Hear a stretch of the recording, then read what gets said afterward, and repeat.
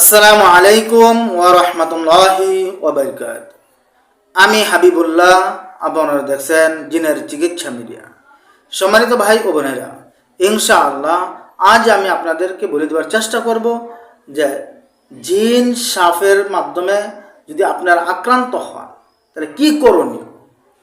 সম্মানিত ভাই, সেই উদ্দেশ্যে আজকের আমার এই ভিডিওটি বানানো। তাহলে চলুন কথা না বাড়িয়ে আজকের মূল বিষয় নিয়ে আলোচনা করা যাক। সম্মানিত ভাই, ভিডিওটি সম্পূর্ণটাই দেখবেন। যদি টেনে টেনে দেখেন তাহলে কোনো কিছুই বুঝবেন না।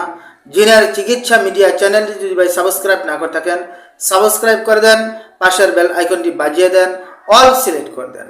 আর যদি আগে থেকে সাবস্ক্রাইব করে থাকেন তাহলে আপনাকে অসংখ্য অসংখ্য ধন্যবাদ।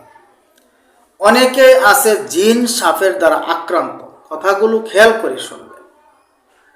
অনেকে আছেন জিন সাপের দ্বারা আক্রান্ত, উজার পিছনে কবিরাজের পিছনে দৌড়াদৌড়ি করতেছেন, অনেক পেরেশান, আমার নিজের চোখে দেখা। সম্মানিত ভাই, যদি কেউ প্রতিদিন স্বপ্নে জিনের মাধ্যমে আক্রান্ত হচ্ছেন, জিন সাপে কামড়াচ্ছে, পেছে ধরতেছে, দৌড়াচ্ছে, আপনার বিভিন্ন রকমের ভয় ভীতি হয়, সাপ আর সাপই সাপে দেখেন, ছোট হোক বড় হোক, কালো হোক লাল হোক সাদা হোক, এগুলো হয়। আমি যেগুলো বলবো আপনারা বলবেন যে কী বলতেছেন, কালো সাদা লাল ছোট বড় প্রত্যেকটা বিষয়ই হবে। কালি জিনের আক্রান্ত হলে কালো হবে, ছোটো জিনের আক্রান্ত হলে ছোটো হবে, আকাশে উড়ন্ত সাপ হলে অন্য কালার হবে। এরকম বিভিন্ন রকমের আপনারা সাপ স্বপ্নে দেখতেছেন।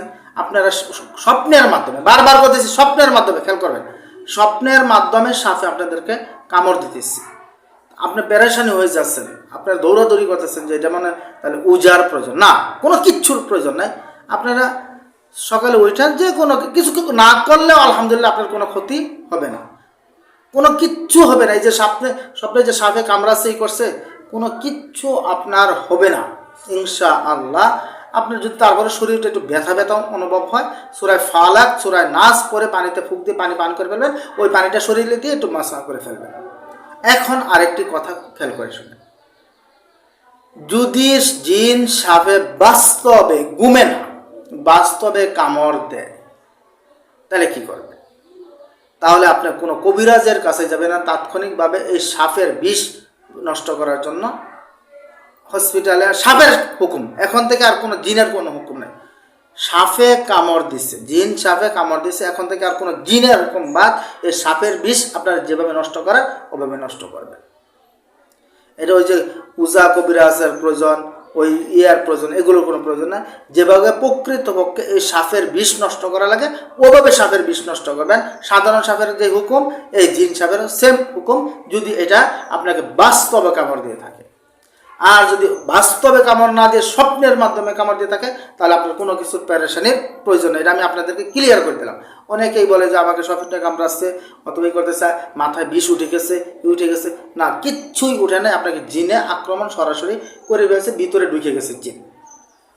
যদি আপনি পাগল পাগল হন, বমি বমি হয়, যে ফেনা ফেনা মুখ দিয়ে আসতেছে, এরকম সিস্টেম হয়ে যাচ্ছে যে স্বপ্নে দেখলাম জিনে কামড় দিছে, এখন আমার নাক মুখ দিয়ে ফেনা ফেনা আসতেছে, আমি অচেতন হয়ে যাচ্ছি, আমার শরীর ঝালা পড়া শুরু হয়ে গেছে, হয়তো আমার বিষ ঢুকে গেছে।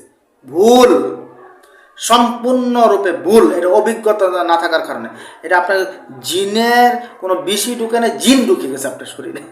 আপনার শরীরের ভিতরে জিন ঢুকে গেছে, এখন জিনকে বাহির করার তদবির করেন। আর যদি বাস্তবে আপনাকে জিন সাপে কামড় দিয়ে থাকে আপনি দেখেন, তাহলে আপনি কোনো কবিরাজের কাছে দৌড়াদৌড়ি না করে অন্য সাপের যে হুকুম বিষ বাহির করার জন্য, সেম আপনি এই সাপের এই বিষ বাহির করার চেষ্টা করবেন। তাই সম্মানিত আমি চেষ্টা করছি আপনাদেরকে সুন্দরভাবে পার্ট টু পার্ট বুঝিয়ে দেওয়ার জন্য। তাই যদি এই সিস্টেমে কেউ পড়ে যান, এই অবস্থায় কেউ পড়ে যান, তাহলে আপনারা আমি যে সিস্টেম বলছি ওই সিস্টেমে কাজ করার চেষ্টা করেন, ইনশাল্লাহ অতি তাড়াতাড়ি আপনারা সুস্থ হয়ে যাবেন। সম্মানিতভাবে মাদ্রাসার ক্লাস চলতেছে, বিভিন্ন লোকজন আনাগুনি করতেছে, তাই একটু শব্দ হলে আপনারা মনে করতে নেবেন না। তাই সকলে আমার জন্য দোয়া করবেন, আমি আপনাদের জন্য দোয়া করি। আসসালামু আলাইকুম ওয়া রাহমাতুল্লাহি ওয়া বারাকাতুহু।